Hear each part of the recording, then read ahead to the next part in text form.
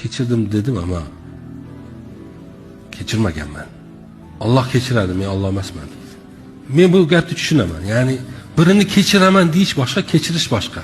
Biz juda ham ojizmiz. Bilasizmi? Har qanday samimiyat Robbimizning qarshisida eng go'zal holatiga qaytadi.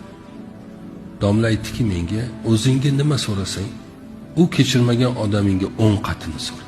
Allohim, u menga yomonlik qildi, ama sen unga dunyoni bir bandaga qilinishi kerak bo'lgan eng yaxshi hamma narsani bergin unga. Jannatingda qilgin. Eng go'zal bandalaring qatorida qilgin. Eng yaxshi narsalar bergin unga. Meni og'ritdi, ama sen uni kechirgin. Meni ham qalbimdan uni og'riqlarini ketkiza olsang ketkizgin. Men ketkiza olmayapman. Ama sen qila olasan buni.